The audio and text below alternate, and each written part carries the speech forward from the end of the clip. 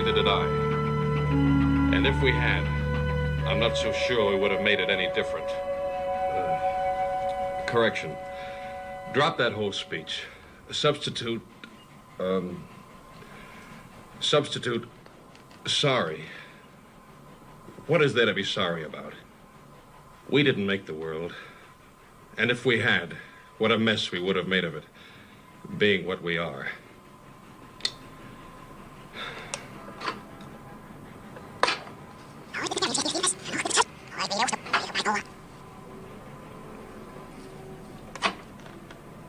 Sorry. What is there to be sorry about? We didn't make the world.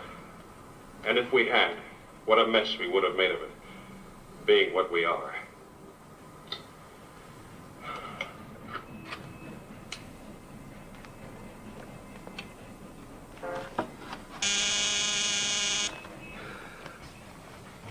Oh, Bob, I've been redoing that speech at the end of Act 2. Type it up and send it to the theater. That'll mean Pierce learning some new lines. You never learn the old lines, so some new ones don't make any difference. Most of the time, opening night, I thought he was in some other play. And I wished I was in some other theater. Well, that's no business of mine, but you've got a play that's a smash hit in New York and looks like being one here. Why not leave it alone? What do you suggest I do instead? Take a walk around the National Gallery or sit here and rot? Or maybe go back to New York and rot? Get it over to the theater right away.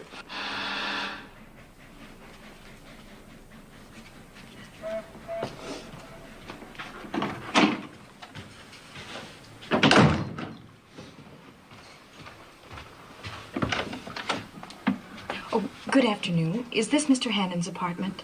That's right. Well, I wonder if I might see him. Would you please tell him Jean Lennox is here? Is he expecting you? No. Excuse me, but are you a friend of Mr. Hannon? Well, I think of myself as one. Well, won't you wait inside? Thank you.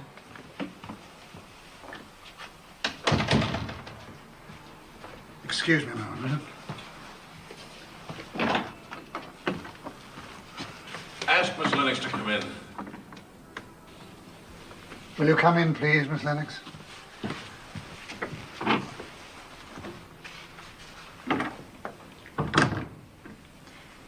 Hello, Phil. Hello, Jean.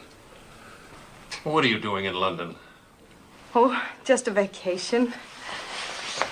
I wanted to drop in and say hello. And congratulate you on getting such wonderful notices. You came 3,000 miles for that. No, of course not. Phil, why didn't you let me know when you were leaving New York? You know the answer to that. Johnny and Pat are in London. Have you called them? I haven't called anybody. I've been busy working. Phil, I don't see why you insist on acting this way. Jean, we've been all over this a dozen times. When a thing is finished, I like to forget about it. Let's talk about something else, shall we? You like the apartment? It's lovely. Come and look at this beautiful view.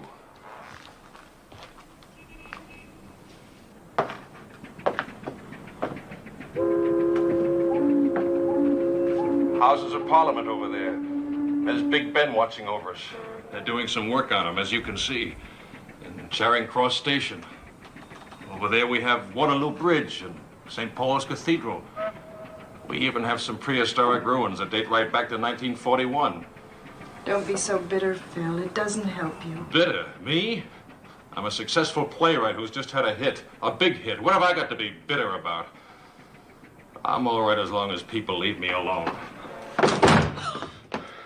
I wish people would leave things where they're supposed to be. I have to go out now, Jean. Were you going someplace? No, just back to the apartment, I guess. Oh, you've taken an apartment. Well, I must come and see your view sometime. Bob, I'm going out. Shall I come along? No, I'm only going to the pub. The Eagle? Yes. Are you sure you don't want Quite sure, quite sure. Look, if you must do something, you can call a cab for Miss Lennox. And when you finish typing up that new stuff, you can pick me up with the car at the Eagle and drive me to the theater. Goodbye, Jean. Goodbye, Phil. Nice of you to look me up.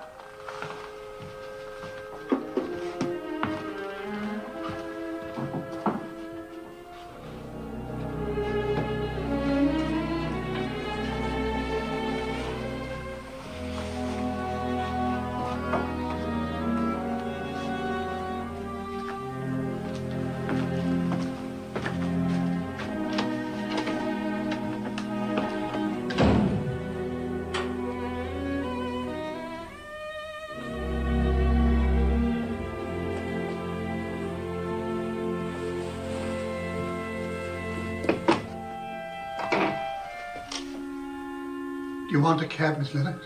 Oh, no, thank you. I can manage. You mustn't do that, you know. What? Well, fuss over him like that. He'll go crazy if you do that. I don't like him to go out alone. I know, but he must if he thinks he can. Where is this bar? It's 2 streets down, across the road. Across the road? Yeah. You can see it from here.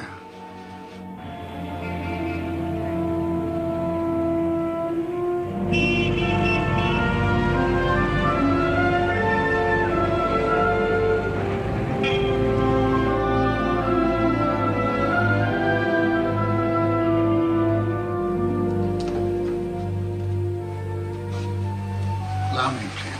Oh, thank you. Have you worked for him long? Only since he came over here the last time. Nearly 2 months. Is he drinking? Well, not exactly drinking, but not exactly not. Have you known him a long time, Miss Lennox? Well, yes, I was his secretary for 3 years in New York and here and wherever he wanted to go. We were engaged to be married. And then it happened. He didn't like having me around. So I was fired. I'm sorry.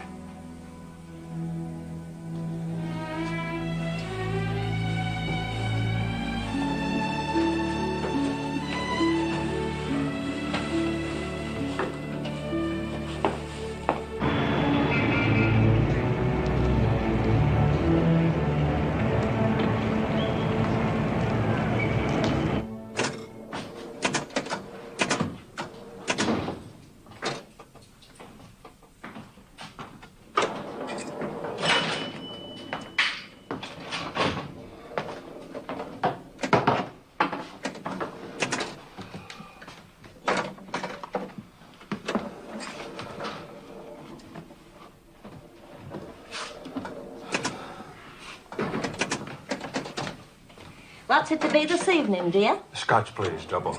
Soda or water? Neither, straight. You're American, aren't you? Yeah.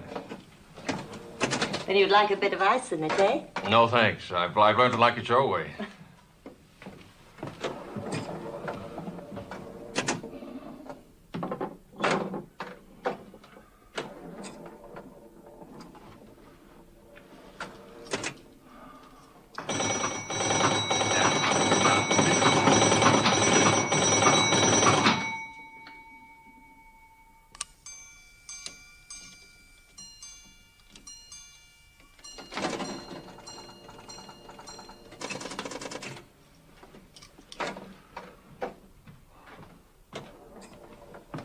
Here we are, then.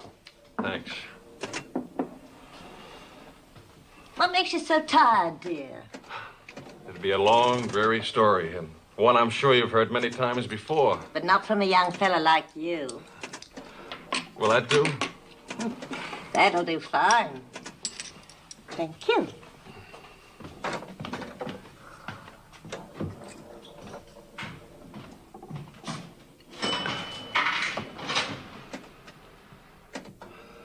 I don't want anything to do with it, Mr. Evans. I don't like the sound of it. You like the money, all right. A little bit more than this last job. Much more. But how do I know what you're going to do with it? You don't have to worry about that. You just do what I tell you. and take the money and forget Stir it. me somehow when people are trusting you. Would you like me to say a little prayer? You promised me when I went to the lodge. That was last thing. Well, this is much bigger. Come on, Vera.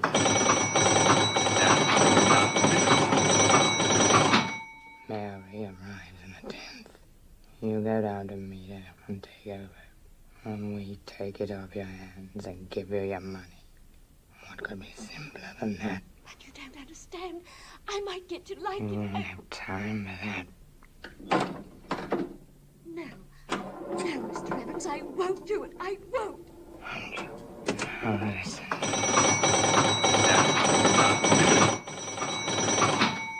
In just 5 minutes. So think that over. You wouldn't do that. You wouldn't. I wouldn't do that, not just as long as you do as you're told. Come on, pull yourself together. There's nothing to cry about. Why, you'll be on velvet. All right. There's no decency left anyway. When do you want me? Night of the 9th. Same address. And I take you down and you start the job on the 10th. All right. Can I go now? What's the hurry? Have another drink. No, I have to get back. Her ladyship's going to a concert tonight, and there'll be nobody to see to them. I'll walk out with you. Which way do you go? Just to the corner. 73 takes me right to the door, but they always get so full.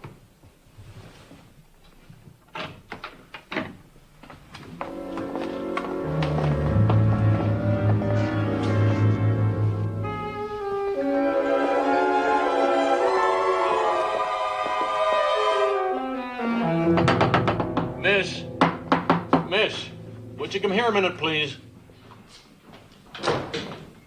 Yes, dear? Those 2 people who just went out, do you know them? Men and a girl? No, never saw them before, that I can remember. What were they like? I don't know, dear. Just a man and a girl. Were they tall or short or young or old? Well, he was a bit taller than she was. Not very tall, not very old. Sort of medium people all round. Were they 16 or 60? Tell the truth, I didn't look at them particular, but I think they were, 30-ish, maybe her bit younger. Anything the matter, Mr. Hannon? Bob, when you came in, did you see a man and woman leaving? No. There was no one coming out just now. Oh, miss, there must have been something about them you noticed. Well, I think she had a blue cape and he a raincoat. Anyhow, they came right by you, dear. Much nearer you than me. You saw them, didn't you? No, I didn't see them. I don't see things nowadays. I'm sorry, sir. I didn't realize. Well, that's all right. You weren't intended to.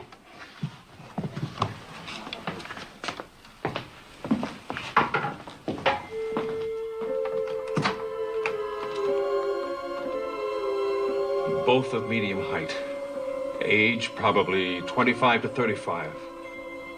Woman thought to be wearing a blue cape. Man, a raincoat. The woman used a perfume. The man breathed with a slight wheezing sound, as though having bronchial trouble. Anyway, there was something strange about his voice. Police are coming round right away. Okay, now be quiet. Let me finish this. The conversation went as follows. I don't want anything to do with it, Mr. Evans. I don't like the sound of it. Oh, you'll like the money, all right. And it'll be more than this last job. Much more. But how do I know what you're going to do with it? When do you want me? Night of the 9th. Same address. Then I take you down and you start the job on the 10th. All right. Can I go now? What's the hurry? Have another drink. No, I've got to get back. Her ladyship's going to a concert and there'll be no one to see to them. I'll walk out with you. Which way do you go? Just to the corner. 73 takes me right to the door, but they get so full. That's all there was. I couldn't hear any more. Then they came out. Well? You done that verbatim, Mr. Hammond? That's the conversation word for word? Yes. You must have a remarkable memory. Well, it's my business to remember dialogue. Well, what do you think? Was that all there was, Mr. Hannon? Well, isn't that enough for you? There's something evil going on, isn't there? Well, there might be. What do you mean, might be? Well, you tell us what you make of it, sir. I figured out like this. This woman has something to do with children. Probably a nursemaid. That's why she had to get back, because somebody else is going out. So that there'd be somebody there with the kids. Go on. She's employed by this lordship and ladyship. And this Mr. Evans she's talking to is trying to force her to do something wrong. Whatever it is, she doesn't want to do it. But she's afraid of Evans. Scared to death of him. Because of some hold he's got over her. Now, on the 10th, she's going to meet this other girl, Mary.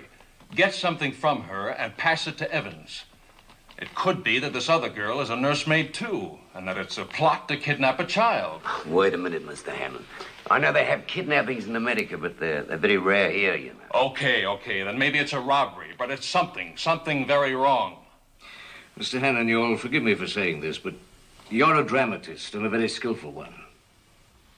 The way you've recorded that conversation is very dramatic and convincing. I don't think Mr. Hannon's likely to give a ham performance, Inspector. Thank you, Bob. Look, Inspector, I've only recorded it the way they said it. Yes, but if you just take the words themselves, they could have a completely different meaning. Such as? Well, supposing this girl is employed, as you said, by a titled family. And supposing this man is just trying to entice her away to another job with an offer of higher money. More money than in last job. How about hand over to us later? Well, Sorry. It could be a temporary job. The girl Mary is leaving and they want someone to take over from her temporarily. Yes, but she says it's dirty, letting people down who are trusting her. Well, that could be her present employer. She might not like letting herself be enticed away for more money. Oh, one of those old-fashioned servants we read about. Then why did Evans threaten her? I didn't hear that he actually did threaten us. But isn't it quite possible that he did during that part I couldn't hear? Quite possible. Look, Inspector, it seems to me you not only think I'm blind, but crazy. I told you it's my business to know how people talk, what they're thinking when they say things. And I tell you that girl was scared. No one's that scared just because someone suggests changing a job. Well, Mr. Hannon, you may very well be right. We're very obliged to you for getting in touch with us so promptly. Well, somebody has to act promptly because whatever it is set for the 10th, which is just 1 week from today. Well, what are you going to do? Well, we haven't got a lot to go on, Mr. Hannon, but we shall make inquiries. And if in the meantime you should record anything further... All I know is on that tape, and you're welcome to play it through at any time. Well, thank you, Mr. Hannon. We may take advantage of that. Good evening. Good evening. Good evening.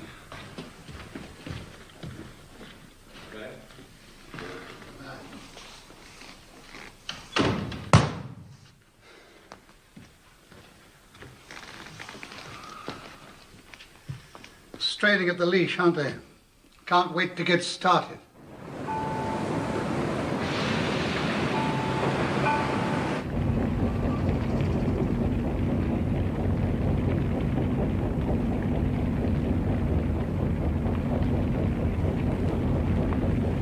Where are we now? Just passing under Waterloo Bridge. Festival Hall on the left. I never saw that. After my time, what's it like? Oh, modern. What's that noise?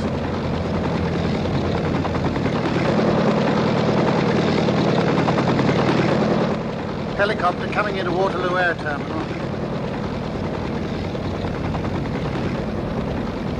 They won't do anything. Who? Those policemen. They think I'm making something out of nothing. Well, of course. Sure. Nothing to go on. Possibly innocent conversation and so forth. But unless I'm going crazy, that girl was terrified. Maybe that's it. Maybe I am going crazy.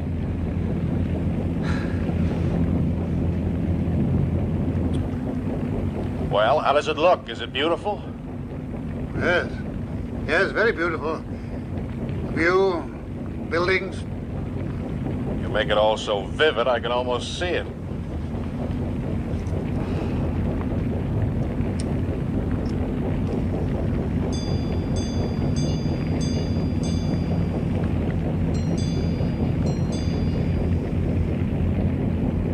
Half past 5. The sun must be just going down ahead of us. Any barges coming down? Yes, 2 lots. I know. And the river's gold now with the sun on it like that. And the barge is black against the gold. A slight wind that makes the water glitter so that it slaps and dances against the side of the boat.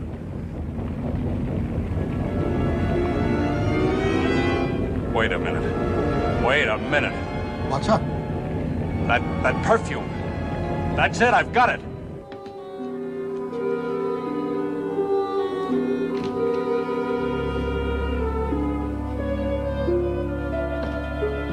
Jean? Yes, Phil? Jean, there's something I want to ask you. Do you remember back home 3 years ago? We were out on a rowboat somewhere? Yes. We were on Lake Cayuga driving through Ithaca. That's right. I was rowing, and it was hot. And you wiped my forehead with a handkerchief. Yes. There was perfume on that handkerchief. A perfume you used quite a lot then. Do you remember what it was? Yes. It was Plaisir d'Amour. You still use it? No, I haven't used it for almost 2 years. It's too expensive. It is expensive. About the most expensive there is. Why? Well, that woman yesterday was using it. I got a whiff of it as she passed me. Will somebody please tell me what kind of nursemaid uses just about the most expensive perfume there is? She might have been given it by the master. I mean, that sort of thing still goes on, you know. Always will. Or she may have stolen it from her mistress. No. A servant can steal money or clothes or almost anything and get away with it. But if she steals a perfume, she's giving herself away every time she comes into a room. That's true, Phil. That's very true. A frightened nursemaid who uses expensive perfume. What does that add up to? Maybe it's on that tape.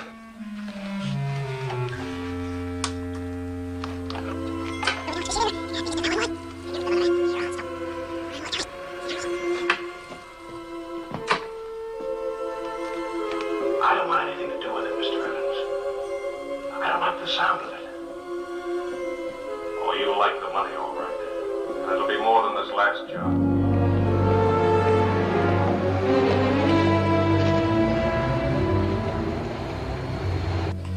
Miss Lennox, I put it to you.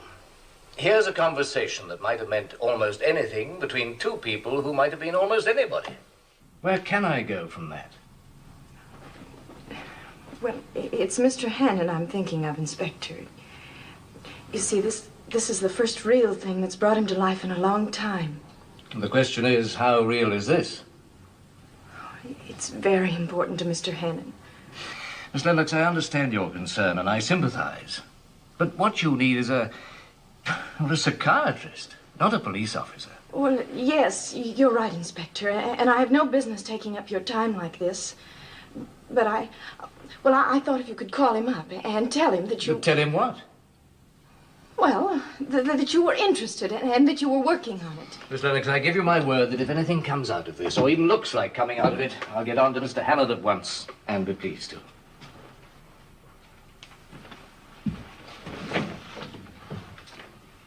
Thank you.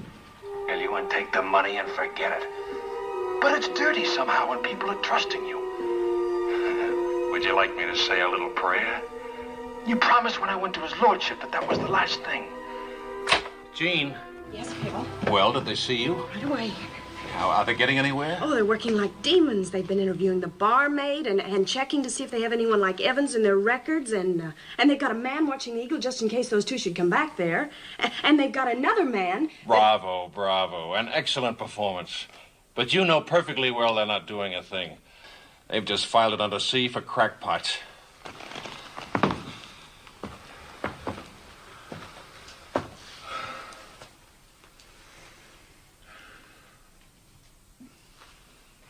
Bob, is 73 a bus or a tram? A bus. Where does it go? Oh, a long way. I can't remember at the ends, but it goes along Oxford Street, down Park Lane, and along Knightsbridge. Phil, she was going back to her job, wasn't she? That's what she said. And her job was with somebody with a title. A peer, because of his lordship, not a knight or a baronet. And her ladyship was going to a concert. That's right. How many lords are there, Bob? Including or excluding the Irish peerage? Oh, I don't care. I don't know. Well, however many there are, there can't be so many that live in London on one particular bus route and have children of nursery age. And wives who went to a concert last night. Bob, there's a book for lords, isn't there? There's Burke's Peerage, Baronetage, and Knightage of the United Kingdom. We've got one here. Here. Oh, here's one. Baron Yalding of Hale, Hayle. 2 sons, 1 daughter. Heir, born 1949. Address, 46 Link Court, Knightsbridge. Telephone, Avenue 7473. Well, I think that's all the possibles. Well, there's a Baron Zwemmer in Park Lane, but I don't think he's got any children of nursery age. Well, how old is he? 78, never been married. Still... Well, I think we can safely leave him out. How many? 20. Okay. Well, now, what we want is one whose wife went to a concert. Let's start calling them up. Well, you can't now. It's 2 o'clock in the morning. And I don't know about you two, but I'm exhausted. Oh, I'm sorry. You must be. I wasn't thinking. Bob, call Miss Lennox a taxi, would you? Certainly. Phil, is it all right if I come back tomorrow? I really am interested. Oh, sure. Bob and I'll start on these phone calls first thing in the morning. I'll see you then. Good.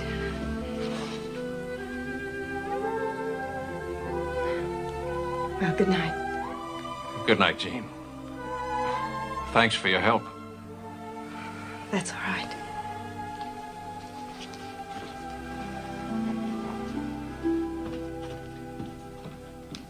No. I'm afraid your ladyship is misunderstanding me. I'm not giving a concert. I mean, I couldn't. It's just that I understood that you went to a concert on Tuesday. Oh, I see. Well, I must have been misinformed. I'm sorry to have bothered you, your ladyship. No go. She says she never goes to concerts. She doesn't sound the slightest bit musical. Oh, so be it.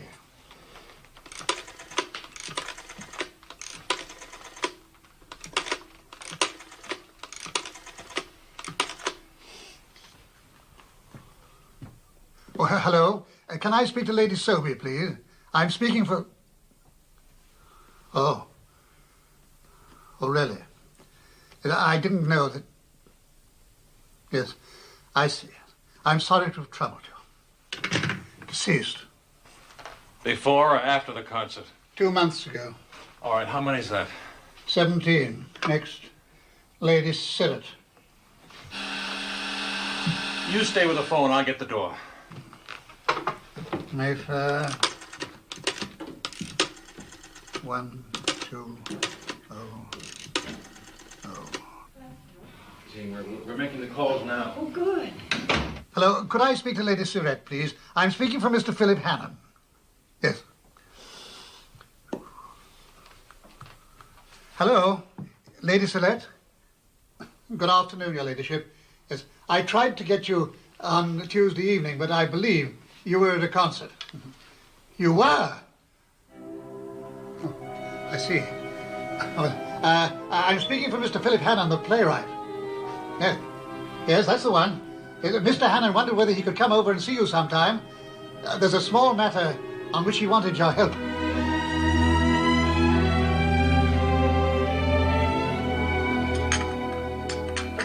Some more tea? No, thank you. Another cake? No, thank you. I can't tell you how exciting it is for me having a famous playwright here for tea with me, especially as I've been trying desperately to get tickets for your play, but I've had no luck at all. Well, if you'll allow me, Lady Sirrett, I'll be happy to leave my tickets for you at the box office any night you say. Oh, that is kind of you, Mr. Hannon. I do appreciate it.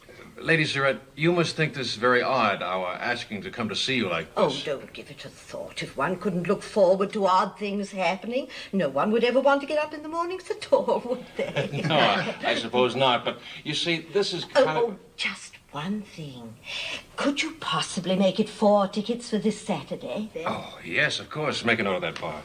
You see, we're dining with some old friends of my husband's, the Belmonts. They're a frightfully dreary couple.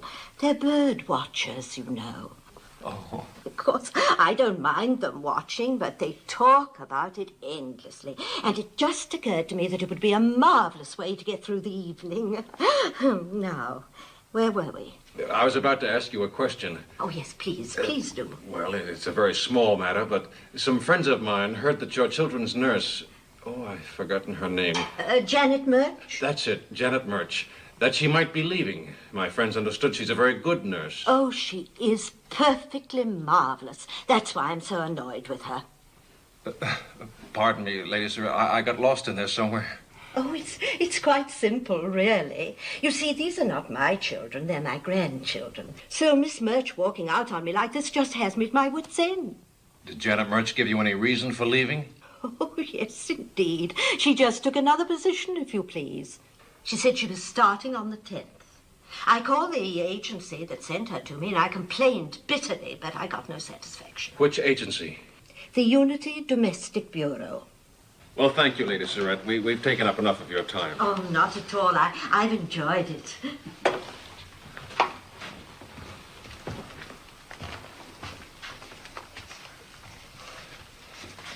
Would you mind if I asked you a funny sort of question?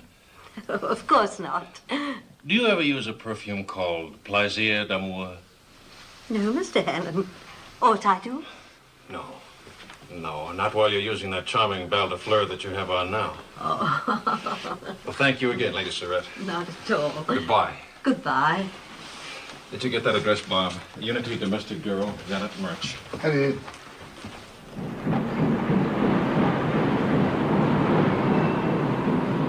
Janet Murch. Yes. Janet Murch, I seem to recall the name. I'm sure we must have placed her sometime. Now, let me see. Ah, here we are. She's with Lady Surratt in Brook Street. Well, no, she's just left there. That's why I thought I might be able to get her. Left there? Well, well. She's only been there a few months, too. I'm terribly anxious to get Miss Murch. I wonder if I might have her home address. Now, let me see. Janet Murch's home address. I'm very sorry, madam. As I said, I'm very sorry, but we can't do that. After all, it wouldn't be very good business, would it now? I mean, you could get in touch with the girl yourself, and then we'd lose our commission. I'll look after this lady, Miss Marston. Would you like to come in? I'm dreadfully sorry, Mr. Pillings. I didn't think. No, of course you didn't. Have this chair. Oh, thank you. Well, now, I understand you're looking for a nursemaid. Well, yes. We've got some very good girls in our books. Well, as I told your assistant, I particularly wanted Janet Murch because she's been so highly recommended by Lady Surratt. Oh, we've got several others just as good, if not better. Let me just have a look. Ah, yes. Now, here's a very excellent Scotch lass named MacDonald. Very good recommendations, too. Well, thank you very much. I'll think it over and let you know. I see. In that case, madam, perhaps I'd better just have your address. You never know, Janet Murch might come in, or perhaps if not, we can find you somebody else. It's Mrs. Mrs. Jean Lennox. Jean Lennox. 603 Regent Court. Regent Court. Portman Square, West 1. Portman Square, West 1. Telephone? Arcade 6549. Arcade 6549. Mrs. Jean Lennox. Oh, thank you very much.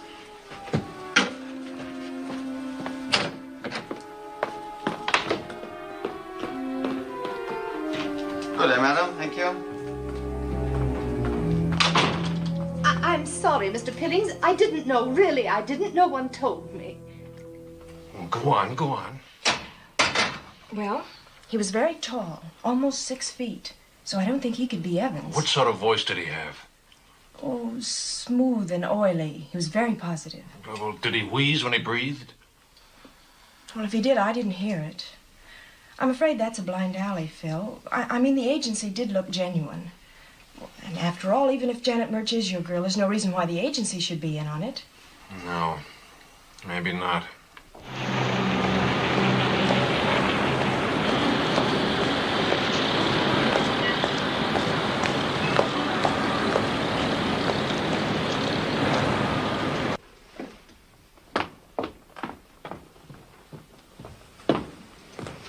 I'm sorry, ma'am. 603, please. 603. 6th floor. That's Mr. Allen. Hannon?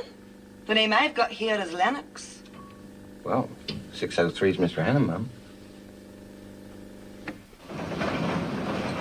603, right there, Mum. Thank you.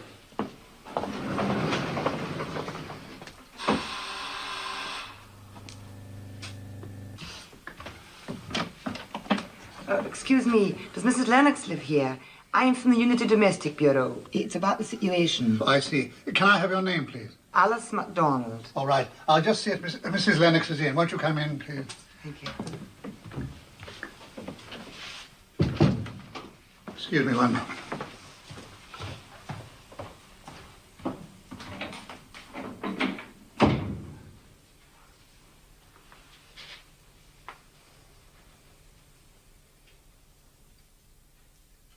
Alice MacDonald, that's the girl they tried to sell me. How did she find you here? Well, I gave this address because I thought if they got a hold of merch... Okay. Bob, you take her into the living room. Jean, you keep her talking because I want to listen. Tell her that you're making these arrangements for me, that my family's coming over from America. Get it? Yes. Okay.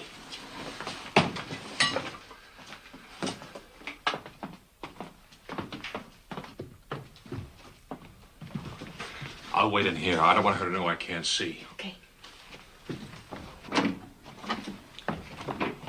Oh, good afternoon. Good afternoon, madam. Won't you sit down? Oh, thank you. I hope I've come to the right place. Only the bureau said Mrs. Lennox, but the lift man said Mr. Hannum. Well, yes, I'm Mrs. Lennox, and I was inquiring not for myself, but for Mr. Hannon, who lives here. Oh, I see. You see, Mr. Hannon's family may be coming over from America soon, and if they do, they'll need a nurse. Yes, madam.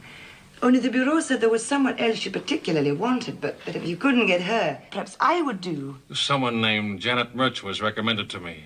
You don't happen to know her? Murch? No, sir, I don't.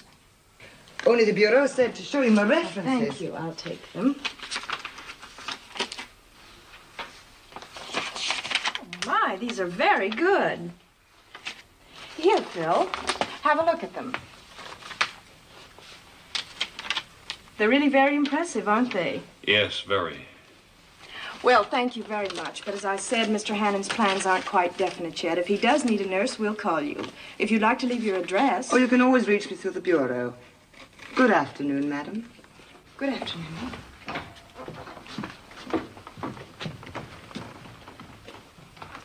Good afternoon.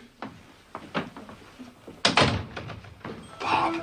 Right here, sir. Go after that girl. Don't lose sight of her. Find out where she lives, and if you can, get a picture of her. Picture? What on earth for?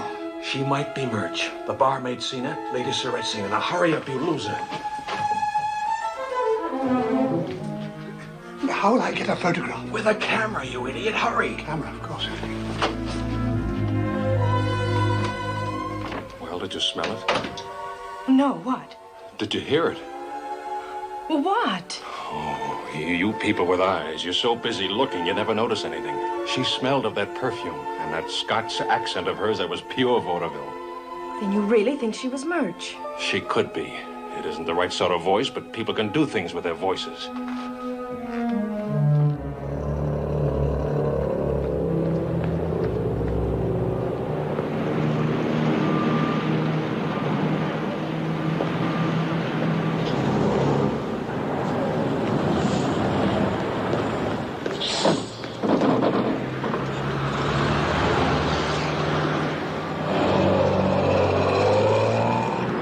Follow that bus.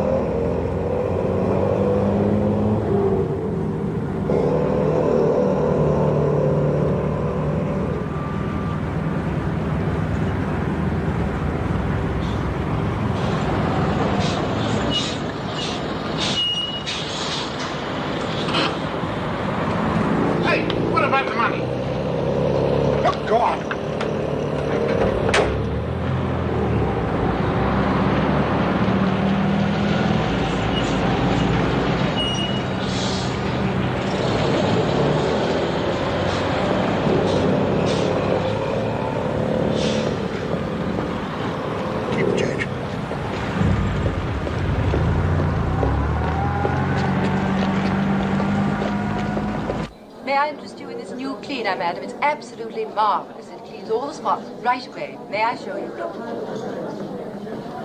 It's absolutely wonderful.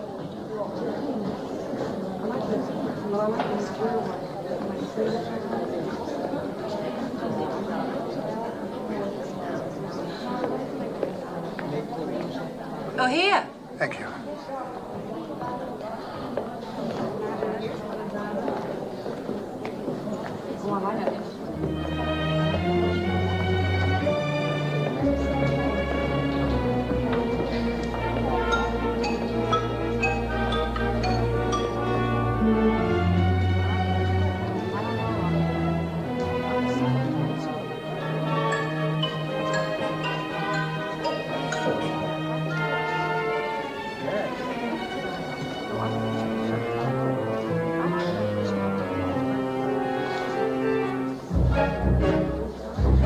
Yes, very well, sir. Where do I go with this? Over there, sir. Just by the haberdashery. Good day, sir. £3.10, is that right? £3.10. Yes. And ready for use? Ready for immediate use. Yeah. Shall I wrap it up for you, sir? No, I'll take it just as it is. Very good, sir.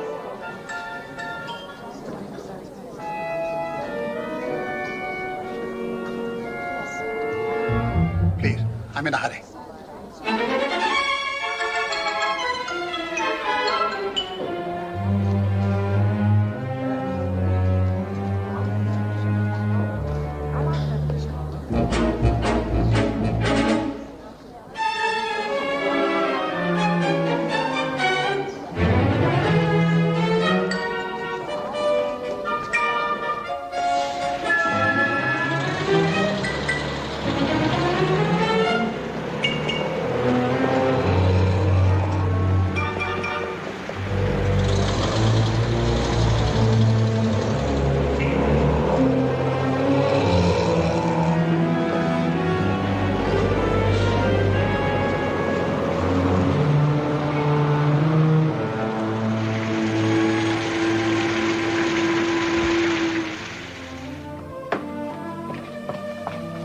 Here we are.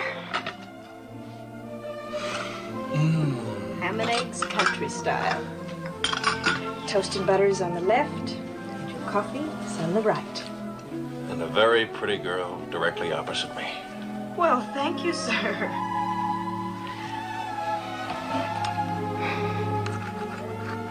It's just like old times, isn't it, Phil? It's certainly like old something. All right, you marry me, and I promise you faithfully I'll give up cooking. That's the most refreshing proposal I've ever had. Well, I'll have you know I don't go around just proposing to anybody. I've only proposed twice in my life. Both times to the same man. I know, Jean. I wish I could see it your way, but I can't. I'll eat your dinner. It'll get cold.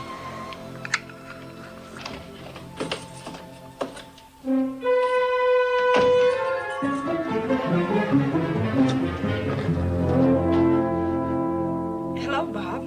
Hello. Well, did you get anything? Yes. Pneumonia. You're wet. I can smell that tweed suit over here. Yes, it's the rain, you know. It makes you wet if you stand out in it for hours on end without a coat. Well, where did she go? Well, first of all, she went into Barker's in Kensington, where she bought something. Well, what? Well, I don't know. I was busy buying the camera. Her parcel was a long one, about 2 feet long, and, you know. She came out of Barker's. Rain started. Took a bus to Hammersmith. Still raining. Looked in a chemist's window, went into chemist's, came out again. Raining. Went into a cafe and had a cup of tea and 1 bun. Or it could have been 1 tart. The view was obscured with the rain on the window.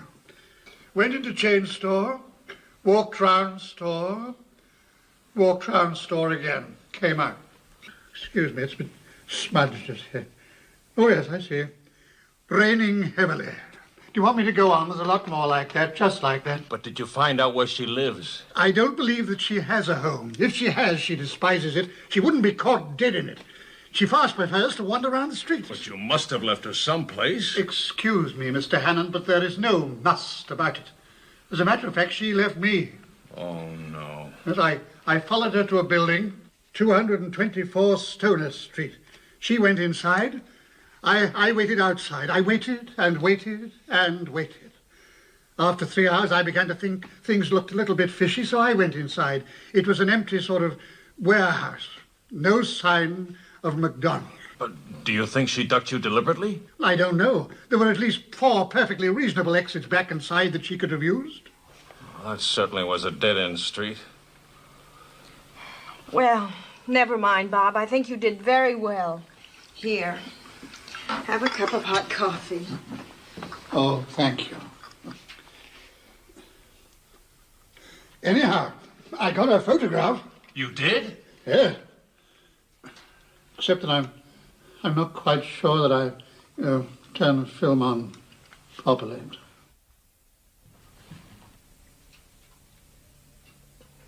No, Mr. Hannon, no. This isn't Janet Murch. What, is it anything like her? Not at all. This girl's a bit older and quite different. Have you ever seen this girl in a photograph? No, never that I can think of. You're sure it's not just a bad photograph? But it's a very good photograph, taken in conditions of extreme difficulty.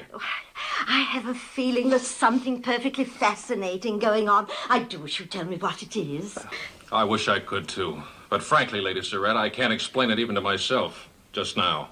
Oh. Well, if you ever feel you can, please call me. It'll make my dinner table conversation for the next 6 months, and I never have anything to say. Well, thank you again, Lady Surratt. Thank you. Thank you.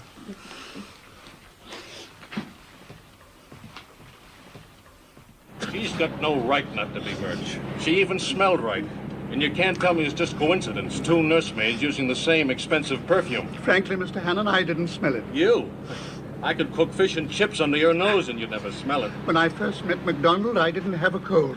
She was the cause of my catching it. Smells are very tricky, Phil.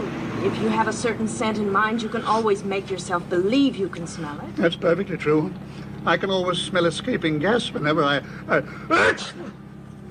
give my mind to it. What are you two trying to tell me? That I've invented this out of whole cloth? Well, of course Because not. if that's what you think, will you both please stop humoring me? Stop treating me as if I was some child whom you had to keep amused with a game of Let's Play Detective.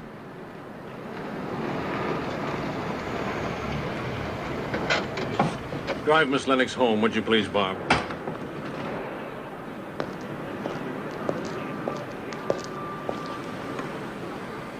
Never mind, Bob. You go on up with him. I'll get a taxi.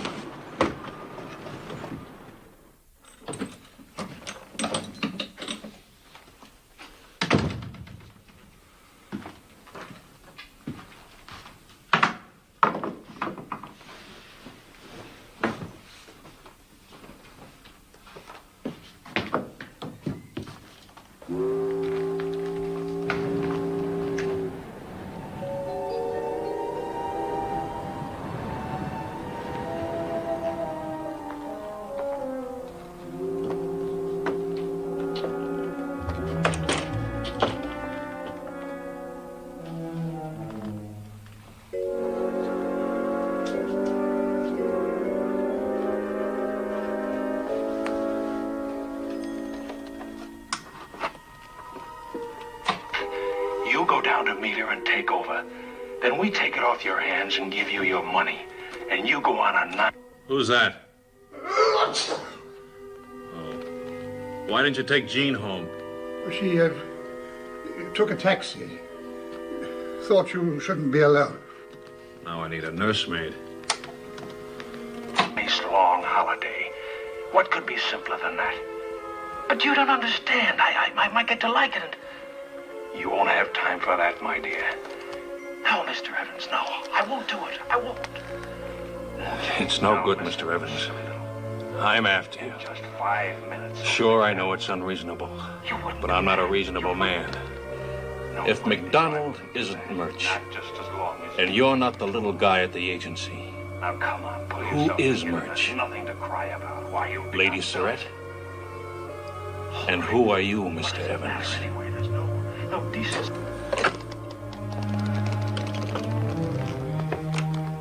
And who are you, Mr. Evans?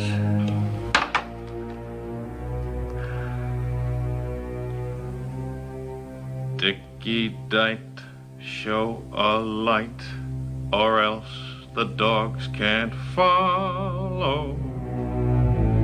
Or else the dogs can't follow. Did you call, Mr. Hannon? No, I sang. Bob, I want to put an advertisement in the newspapers. Which ones? All of them. If Janet Murch is in need of help or advice, will she call Arcade 6549? Well, that's our number. I know. Strictest confidence.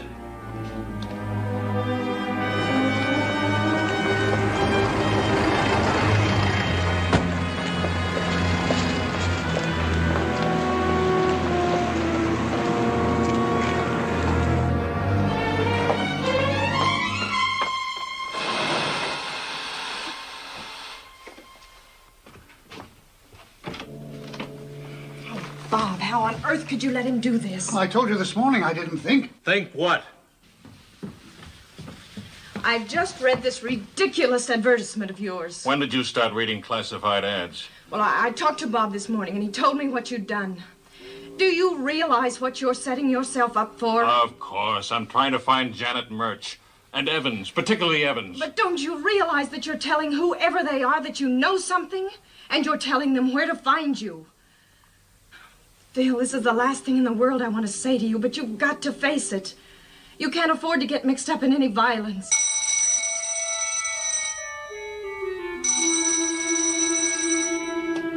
Hello? Arcade 6549. Mr. Hannon's apartment. Oh. Yes. It's a woman. She says she's Janet Murch. Give me that phone. You get on the extension and take a tape of this.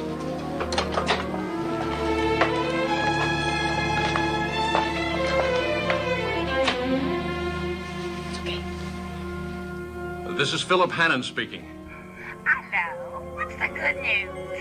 Is this Miss Janet Murch? That's right. Janet Murch. You want to contact me, and I want to contact you, honey. Do I need help and advice? I certainly do. Where are you speaking from? From the Bardocks. Best bar in London. Why don't you come down and have one?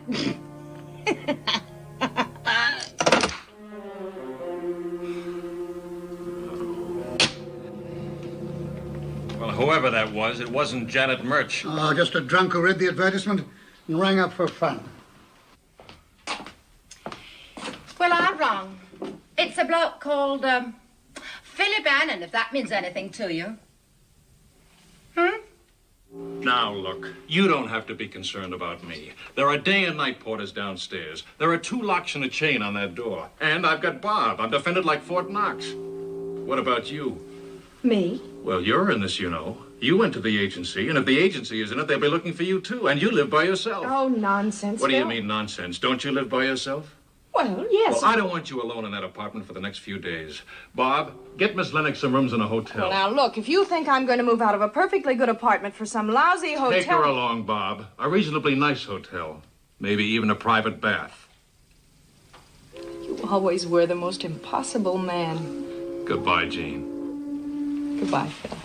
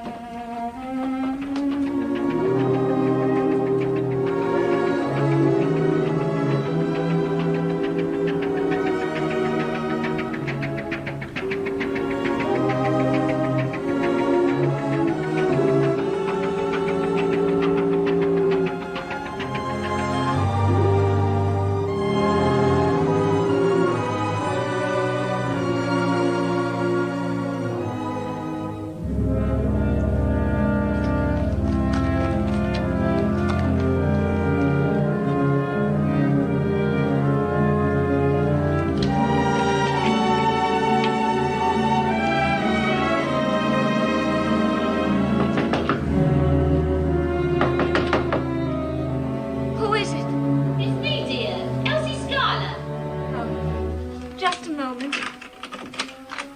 Oh, Janet, love, I have to go out. Would you be a dear and take care of Pokey for me? I'd take her with me, but it's a seance, and Madame Fabio's medium doesn't get on with Pokey at all. Well, I was just going out. Oh, dear. But only to make a phone call. I'll be back in a few minutes. Oh, Janet, you are a duck. I'll wait for you.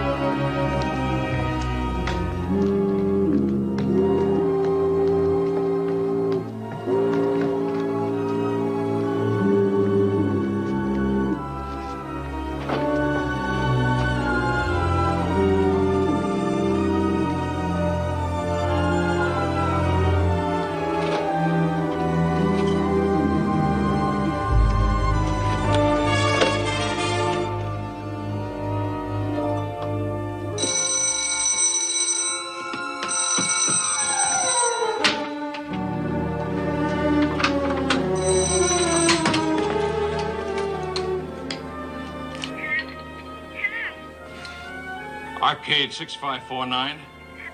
Yes. This is Janet Mertz, isn't it? Yes. I recognize your voice. Well, never mind about that now. This is Philip Hannon speaking. I inserted the advertisement. It said to contact you. That's right. I want to talk to you. Can you come here? No. I can't leave home. Where are you speaking from? From my home. I can't leave here. But if you could meet my father, he'd bring you. Can he come over here? 813 Regent Court, Portman Square. No. But anywhere else you say. But why not here? Someone might see it. All right. Do you know a pub called the Eagle near here? Yes. I'll meet your father there, now. It'll only take me a few minutes. No, not now. In an hour would be better. All right, I'll be there. Goodbye.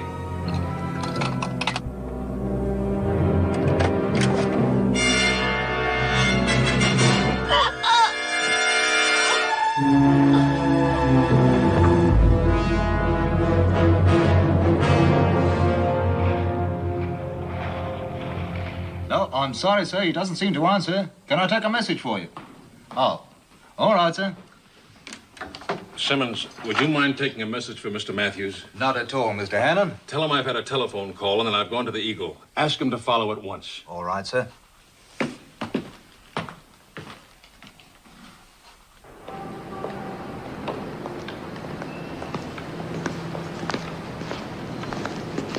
Oh, I'm so sorry.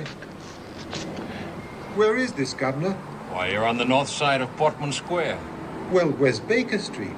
It's just 23 paces behind you. Here, take my arm. I'll show you. Thanks.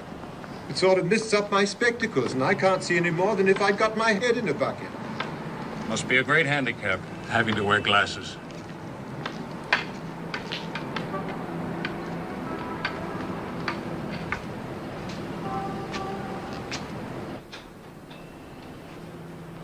Well, here's a brave man. Oh, it's you, dear. Good evening. Straight Scotch, no ice, isn't it? Yes. Do you know, I think you're wonderful the way you get about. If you hadn't told me, I should never have known that you... I suppose you sort of get used to it. Don't ever believe that. You get so there are some things you can do, but you never get used to it. Is there anybody here? Not a soul, dear. No one's coming out in a night like this, even to get to the water hole. I wonder if you'd help me. Of course. I'm expecting to meet somebody here. Should be a middle-aged man. Take a good look at him and see if he's the same one I asked you about the other day. And get him talking. I want to hear his voice. If he is the same one, cough. But I told you I didn't get a good look at him. Well, if he's anything like the one you remember, cough. All right. If you cough, I'll go. And you say, "Good night, Mr. Doyle." Otherwise, come over and give me a drink. If I think it's the same man, I cough and I say, good night, Mr. Doyle. Okay, dear. Now, can you tell me exactly where the pinball machine is? Yes, over there on the right. No, a little this way. That's it.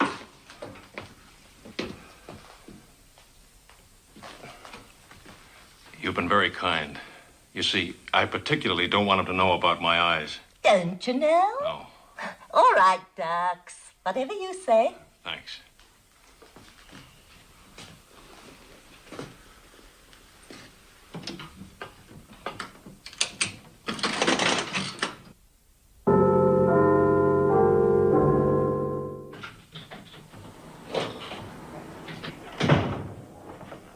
Good evening. Evening. Half a mile, please. Yes, sir.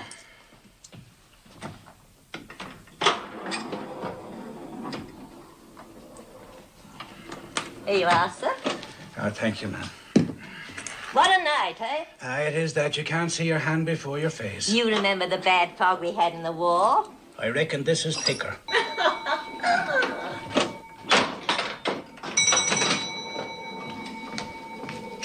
Oh, thank you. I think it's the same one. He looks quite a respectable little cove. Stand in front of him and talk so I'll know where he is. He's on the third bar stool from the door.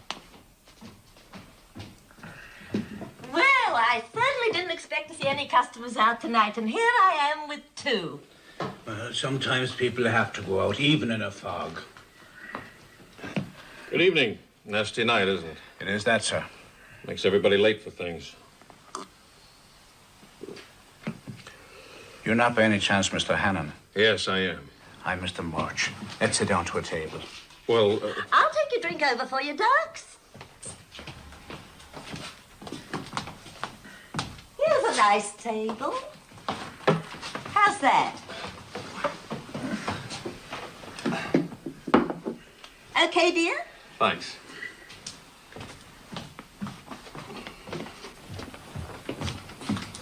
Good evening, sir. Oh, Mr. Matthews, I've got...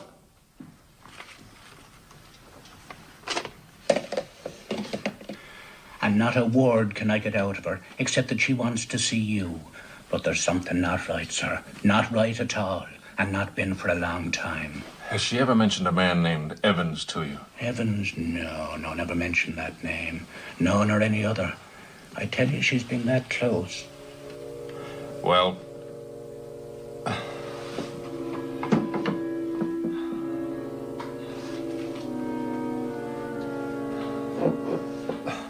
Cheers.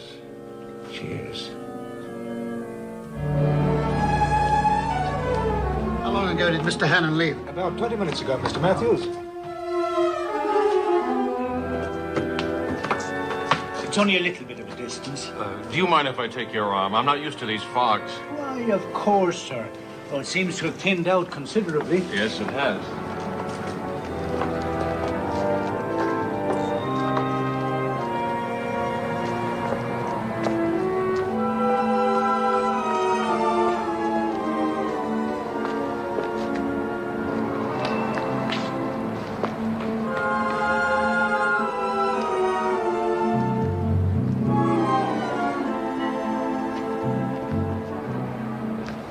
Sharp round here to the left.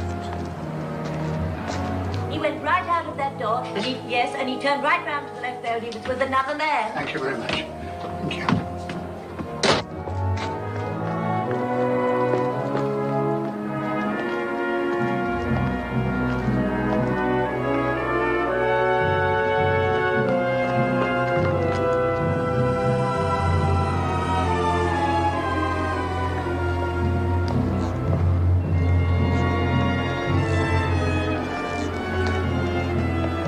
This is it. Here we are now. Watch your step. Be careful.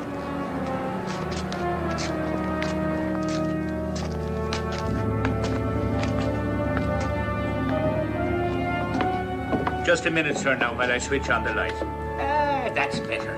Now we can see what we're doing. Now, if you'd come upstairs, I'm afraid it's rather a climb. We're right up at the top. Careful. Take the foot. There we are.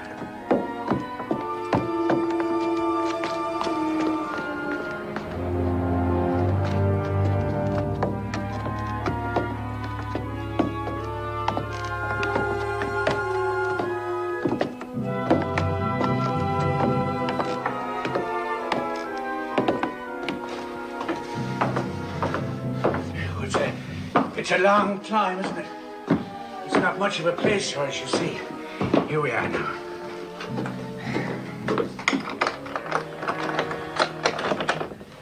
Now, I'll take you in, and then I'll leave you together because she won't talk if I'm there. I know. Come in, sir.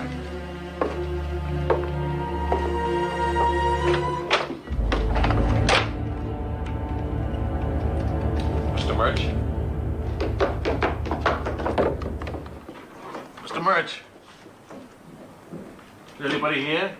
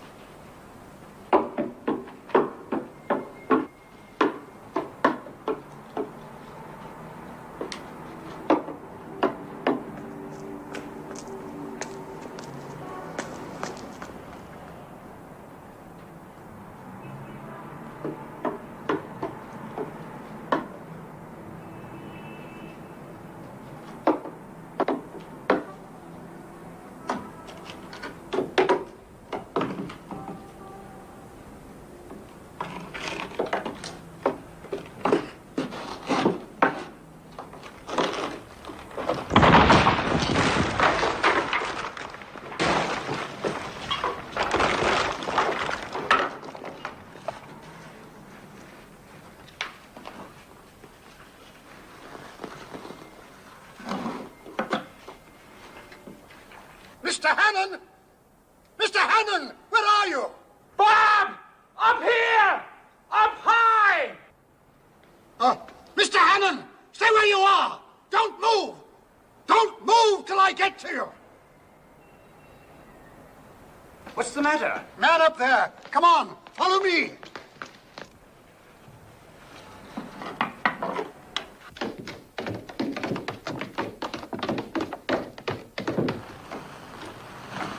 Mr. Hannon! Mr. Hannon! I'm here! Are you all right? I'm all right. Just get me out of here. Come on.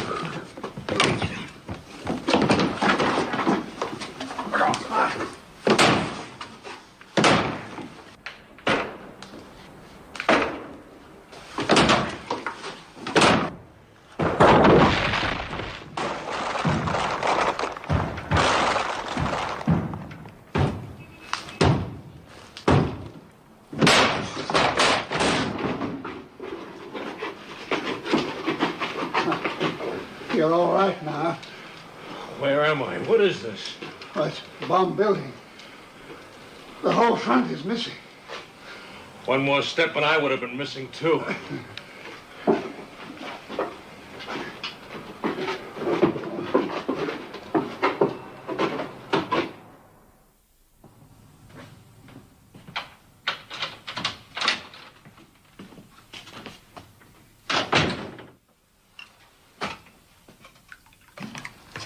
Hello, Joe.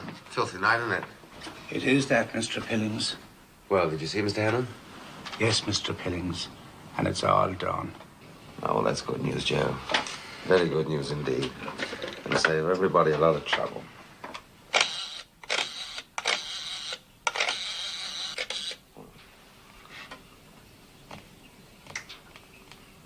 Hello. Yes. Joe's just come in. He says Mr. Hannon won't be needing a nursemaid anymore. Yes, I will. Right. Says to tell you, very well done, Joe. Oh, thank you, Mr. Pillings. Like some tea, Joe? No, thank you, Mr. Pillings, not now. I find if I drink tea at night, it keeps me awake. Oh.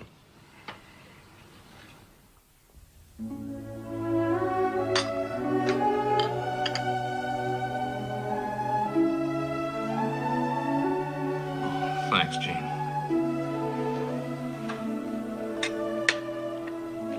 Phil, I want you to promise me that you'll never do that again. Well, it isn't the sort of thing folks do again, is it? You know, Gene, the strangest thing happened to me out there on that ledge. I thought I didn't care about living anymore, but I was wrong. I found that out when it came right to it. I cared desperately. Do you know what I'm trying to say, Jean? Yes, Phil.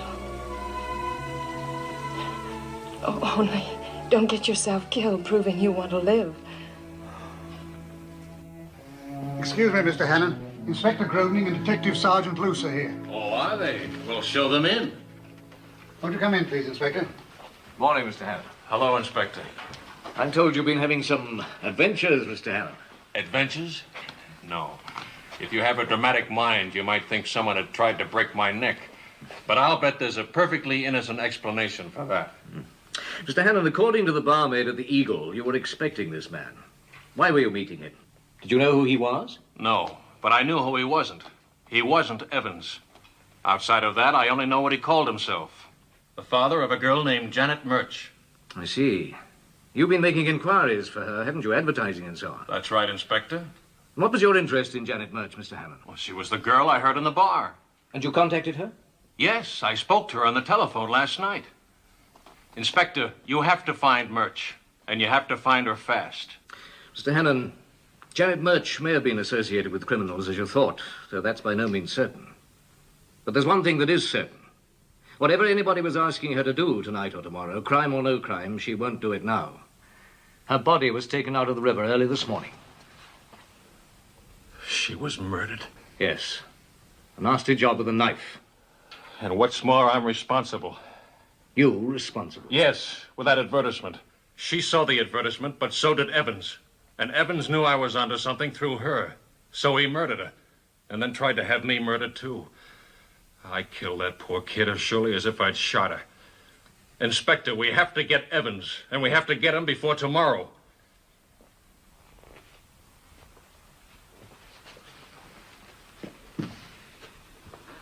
Mr. Hannon, as I told you before... But it's starting, Inspector. It's the 9th today. It's happening somewhere out there now. You must remember, Mr. Hannon, there are 9 million people out there. 9 million. And none of us have ever seen Evans. And only you have even heard him.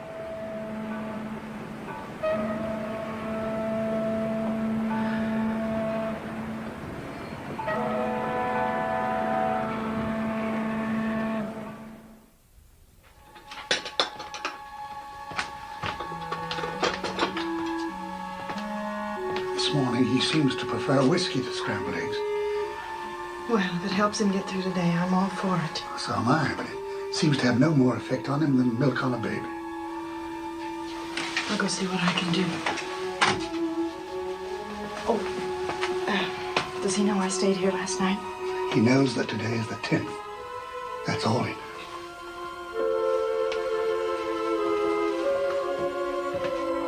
This is all you've got to do. Mary arrives on the 10th. Jean? Yes, Phil. Well, you didn't just come in. No, I stayed here last night. Stayed here? Yes, in your spare room. Well, I hope you were comfortable.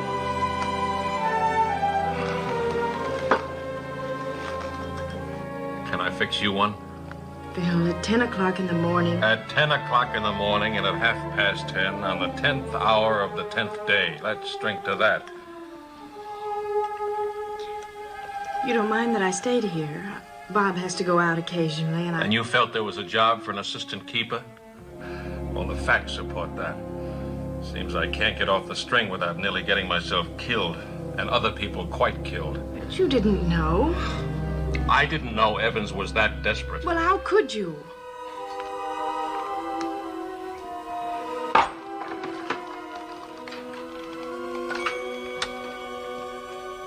You go down to meet her and take over. Then we take it off your hands and give you your money. And you go on a nice long... Why do you keep playing that thing over and over again? You must know it by heart. I knew it by heart to start with. But you can know your words without knowing what they mean. Somewhere that thing is trying to tell me about Evans, who he is, and what it is he's going to do today.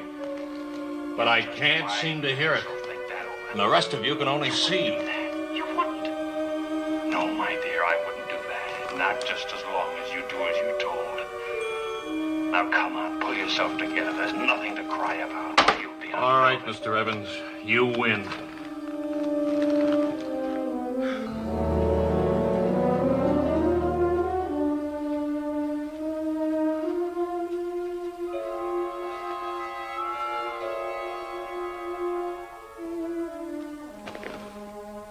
Jean, you over by the window? Yes. It's still foggy? A little. It's almost clear now. What do you see?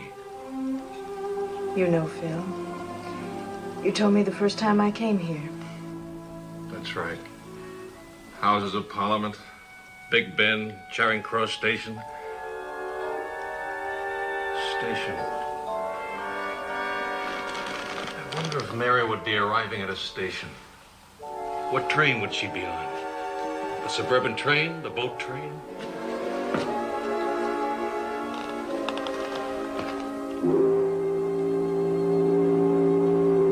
What's that? A boat on the river? Yes. Well, why is he sounding if it isn't foggy? They often do. That's right. Leaving and arriving and so forth. I remember the time I was coming over in the Queen Mary.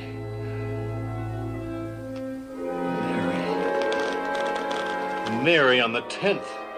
Bob! Bob! Yes, sir.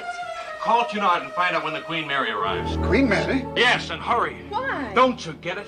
It was then when that pinball machine made all the racket. I missed a bit there. I heard it as Mary arrives, but it could have been the Queen Mary arrives. And you go down to meet her. It could have been down to meet her at Southampton. And she's not a girl, but a ship. They were taking Janet Murch down to meet somebody off Hello? that boat. I want some information, please. Can you tell me what time the Queen Mary docked at Southampton? Well, have you got him? Thank you. Thank you. Look, hold on a moment, please.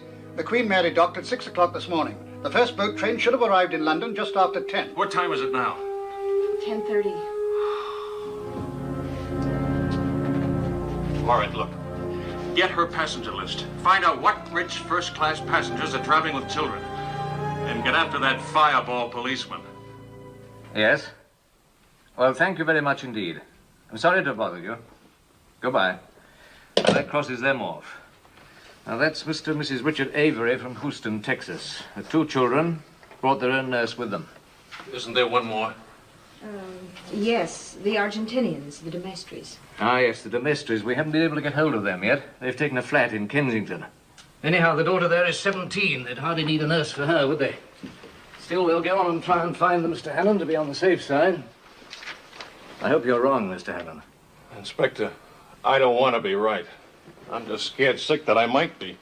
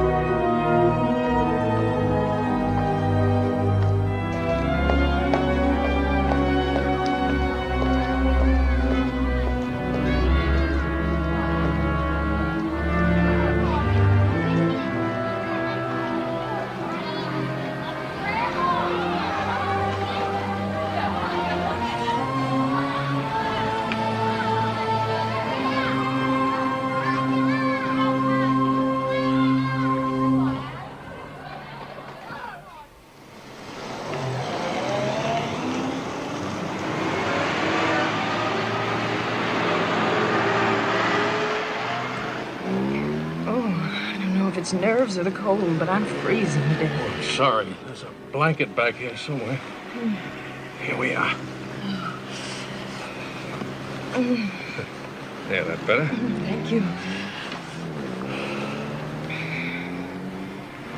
They seem to be taking forever up there. It's only been 10 minutes. They know what they're doing. They're just active. They don't know what they're doing. A 17-year-old girl wouldn't need a nursemaid. I'm completely lost. I can't figure it.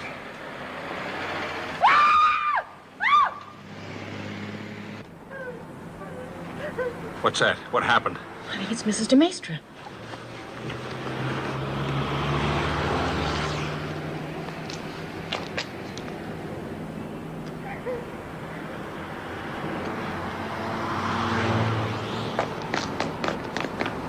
I want you to cover all the gates in the gardens. We're looking for a 17-year-old girl in a wheelchair, with a nursemaid wearing white uniform, black shoes, dark blue cape and cap. Hurry. Right. Is it an invalid? Well, her father told me she's a child who never grew up. They keep her with them always.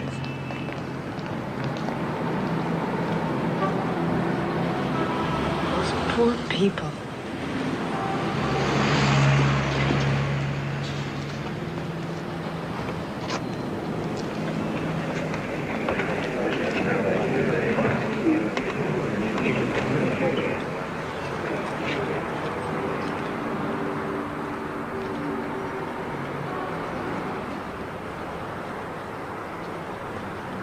Jean? Yes. Any luck? No. Phil, don't you think we ought to go home? It's getting awfully cold. No. I'm not an awful lot of use, but I want to stick around just in case.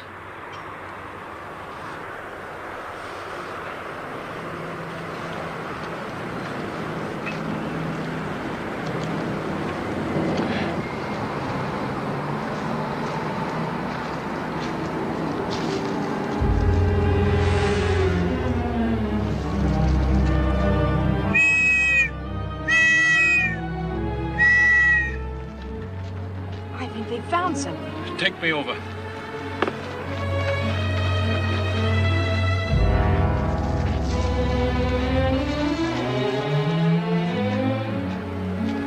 There's a fence here.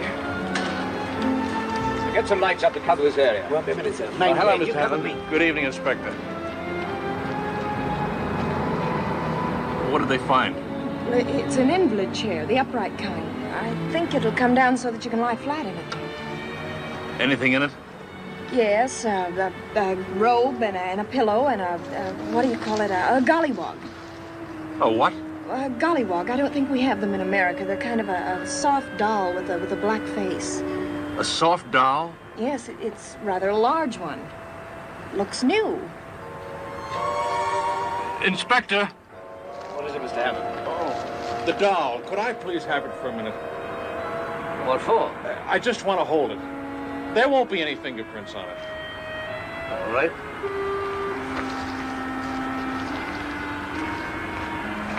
Oh, thank you.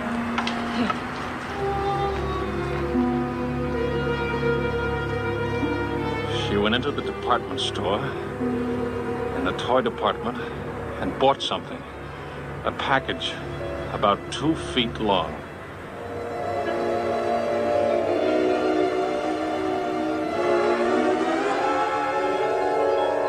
Inspector! Yes, Mr. Hammond? If you want to find the person who handled this last, and handled it quite a lot, I suggest you come with me to 224 Stoner Street. You mean MacDonald? I don't know who I mean by now, but you followed that perfume to Stoner Street. But it's an empty house. Of course it is. If you kidnapped a child, where would you take it? To Claridge's? Well, how about it, Inspector? Are you willing to take another chance on one of my long shots? If so, we'd better hurry.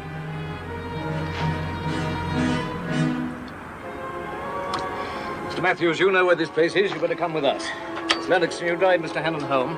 Yes, of course, Inspector. But Evans may be at that place. You won't know him. Mr. Hammond, if you're right about this, you've seen more with no eyes than most of us with two. But this is where things might get rough, and if they did, it's no place for you. I'm sorry. Come on.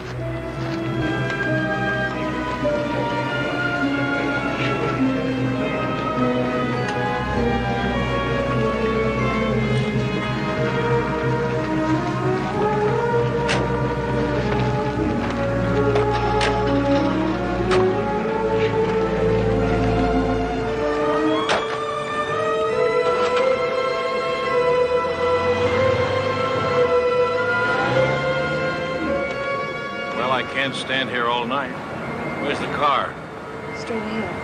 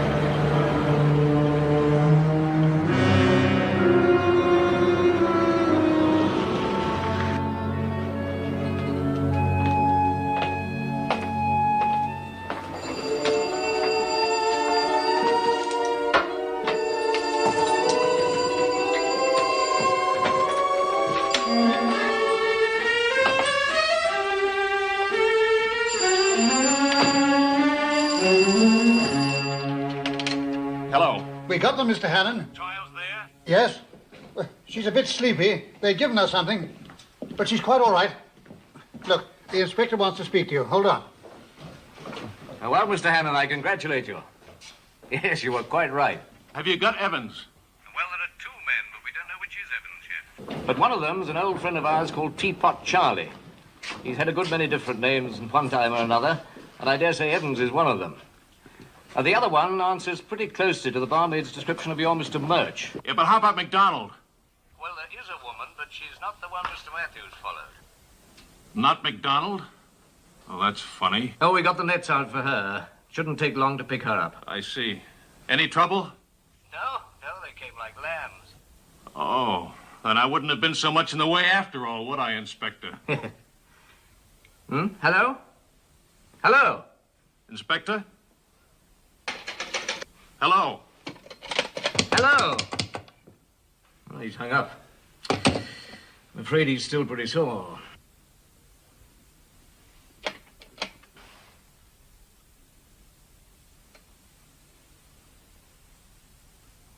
Oh, there you are. I thought I'd lost you. Well, congratulations. Not at all. You're welcome.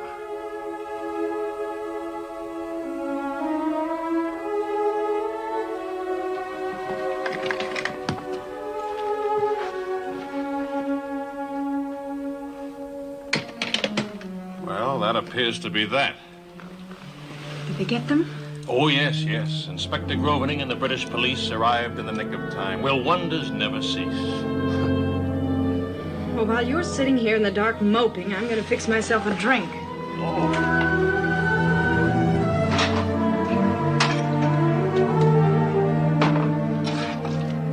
Help yourself if you have anything to drink, too. But personally, I think I'm going to go to bed. Don't worry, I'll get out. Just as soon as I finish this drink, I'll be gone. Here's to Philip Hannon. It's no good congratulating him on a good job. All you get's a grunt. It's no good wishing him happiness because he doesn't want it and won't have it. He'd rather be lonely and tragic. It's no good wishing him luck because for him, all luck must be bad luck. So here's to Mr. Hannon, the man for whom something must always go wrong or not be complete enough so that he can sit and mope about it. To Mr. Hannon, who's so proud he won't let anybody help him, who doesn't want any help. Even if it's only across the street. Shall I call you a taxi? Or is there anything else you want to say?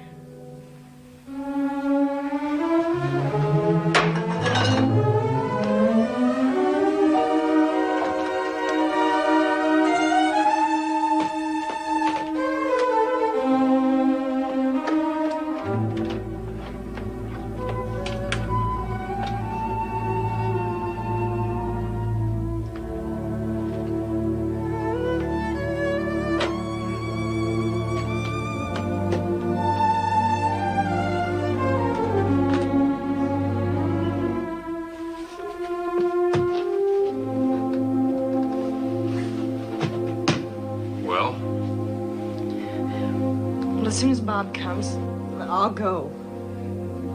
Bob's on his way home now. There's nothing to stay for. No, I guess there isn't. Goodbye, Phil. Goodbye, Jean.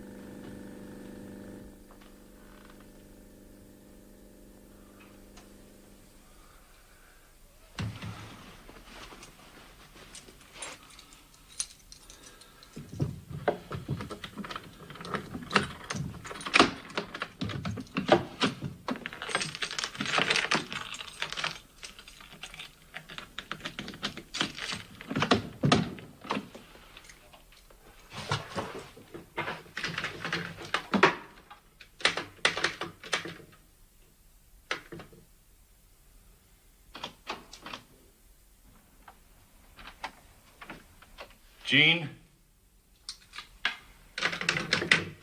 Jean?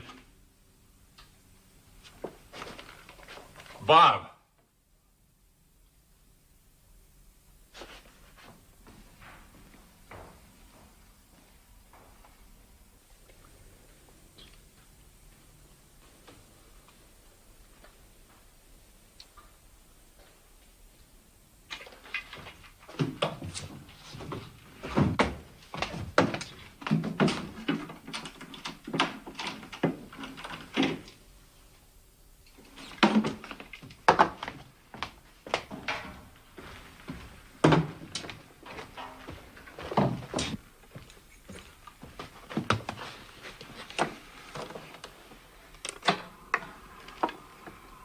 Come in, Mr. Evans.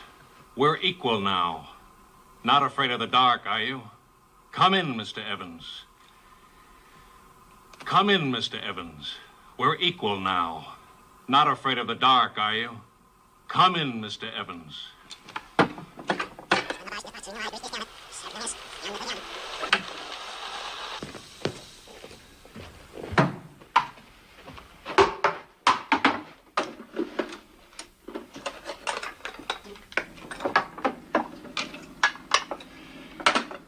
Come in, Mr. Evans. Today is the 10th. I've been expecting you.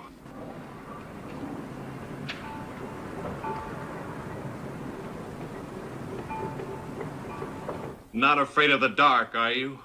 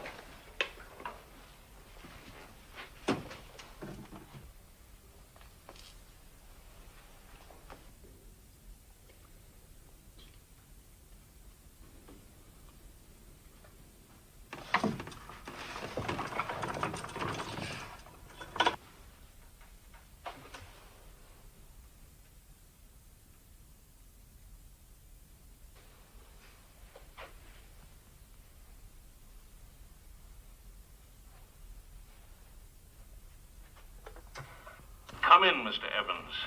We're equal now. Not afraid of the dark, are you? Come in, Mr. Evans. Come in, Mr. Evans. We're equal now. Not afraid of the dark, are you? Come in, Mr. Evans.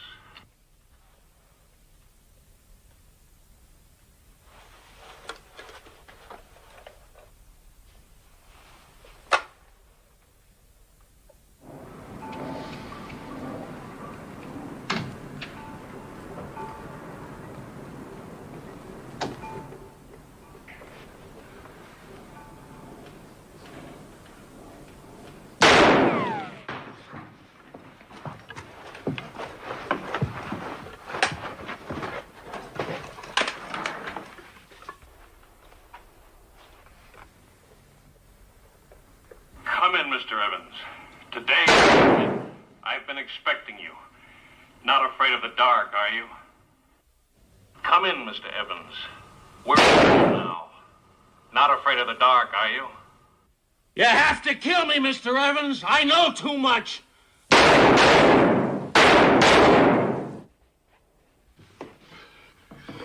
Come in, Mr. Evans. Today is the 10th. We're equal now. I've been expecting. Not afraid of the dark, are you? Not afraid of the dark, are you? Come in, Mr. Evans. Today is We're the 10th. Equal now. I've been expecting. Not afraid of the dark, are you? Not afraid of the dark, Come in, Mr. Evans. Come in, Mr. Evans.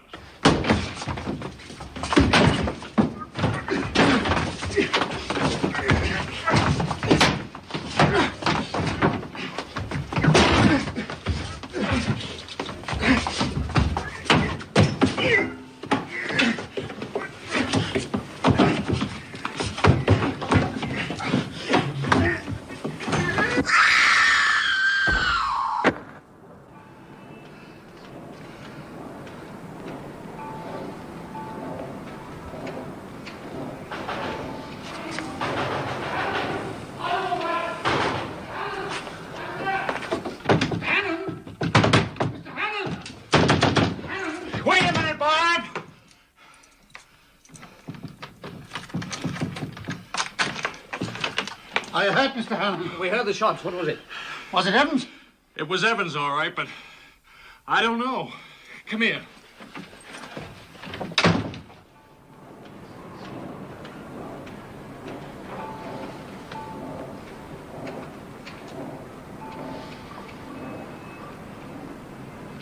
It's a woman. It's MacDonald. You mean that she, MacDonald, and Evans are the same? Of course. I told you. She smelled right and she sounded right. I should have thought of it long ago. But if two people go past you and you smell perfume and you're told that one is a man, you naturally think the perfume's on the other. I thought that till 3 minutes ago when I got hold of her slim wrist. She's dead? Yes. I'm sorry.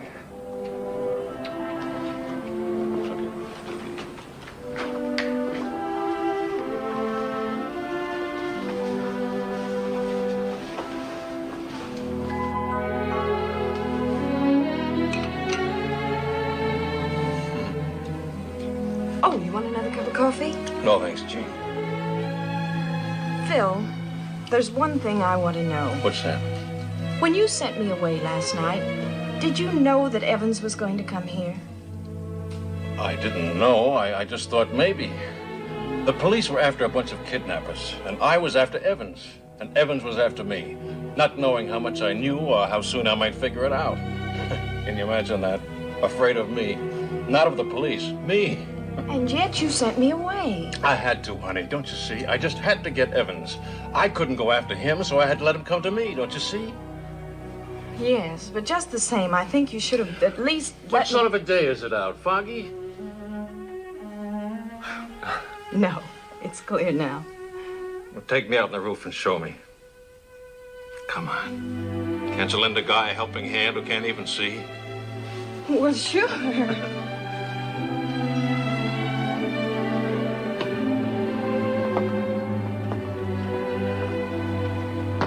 Well, what do you see? Well, it's just the same as you remember it.